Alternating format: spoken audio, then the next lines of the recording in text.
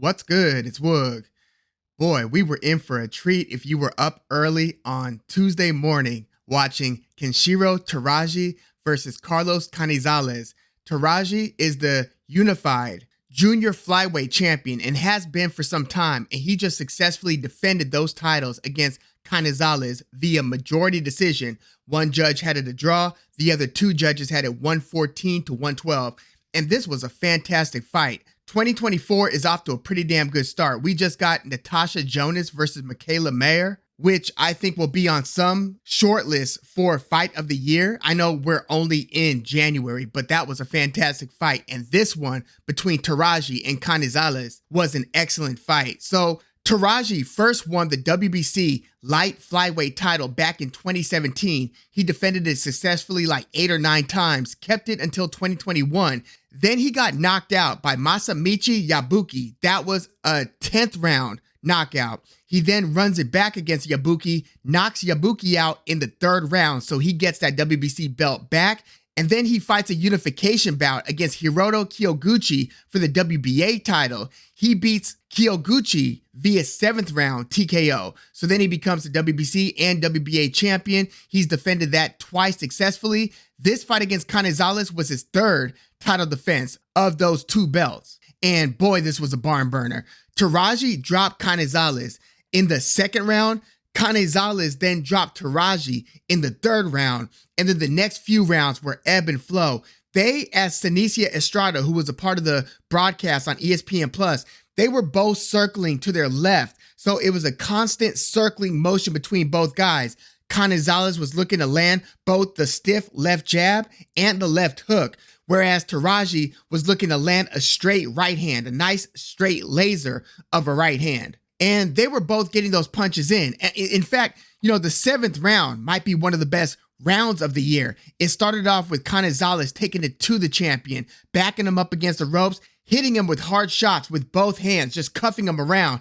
And then Teraji, in the 2nd minute of the round, started to rally back, started to back Canizales up, hurt him a couple times, kind of staggered him, wobbled him, hurt him to the body, where you saw Canizales kind of double over from the shots to the body. And then Canizales finished the round strong, as he did a few of the rounds. Even some of the rounds where it looked like Teraji had a commanding lead, Canizales would battle back in like the last 20 seconds to try to punctuate the round and impact the judge's perception of the round. Smart move to finish strong. But yeah, those middle rounds I thought were mostly going towards Teraji. But then you get to the later part of the fight where Teraji takes his foot off the gas, because again, they were both hitting each other throughout this fight with their power punches.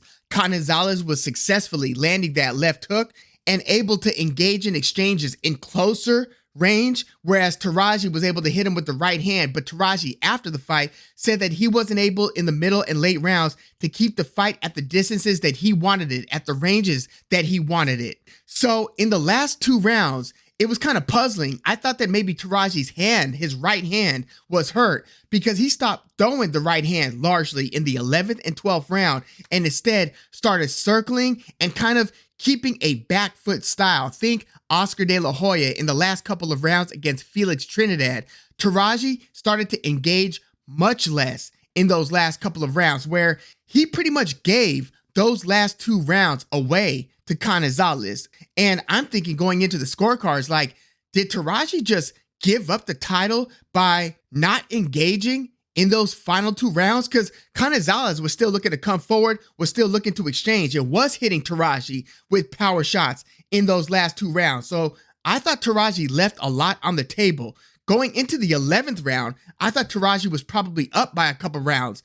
After the 11th and 12th, I wasn't so sure. So the scorecards read, again, 113-113 draw, and then it was overturned by the other 2 judges who added, I believe, 114 to 112. Again, there were 2 knockdowns in that fight. Otherwise, the scorecards would have been like 115 to 113. So Teraji successfully defended those 2 belts, and he didn't make any mention of hurting his right hand in the interview after the fight.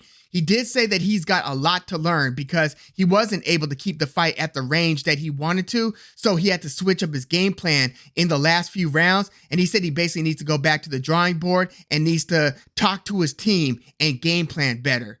this was a very tough fight for Taraji. He was very fortunate to escape from this fight with those 2 belts. And now the question is, does he stay at junior lightweight? You know, in these super light weight classes, this gets such little attention. In fact, look, even YouTube content creators are largely to blame for this. I mean, I didn't do a preview. I wanted to do a preview of Taraji versus Canizales. I just didn't get around to it because it hit on a early Tuesday morning. So I wasn't able to do like the Sunday or Monday or even Saturday video to preview it before the early Tuesday morning. So yeah, I was slipping on this one. And basically anything below, we'll say featherweight. So you go 122, 118, 115, 112. And then this division, 108, gets, and then strawweight below that, 105, gets very little coverage. In fact, most fight fans probably don't even know about Kenshiro Taraji.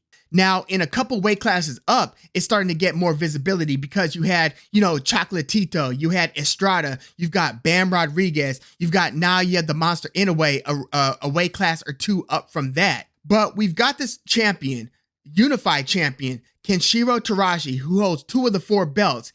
There's a question of whether he's going to go up to 112 flyweight or if he's going to fight Jonathan Gonzalez, the WBO champion in the division. The other champ in the division is the IBF champ. That's Adrian Curiel, who just knocked Nashinga. Nashinga fought one of the fights of the year, I believe, of 2022.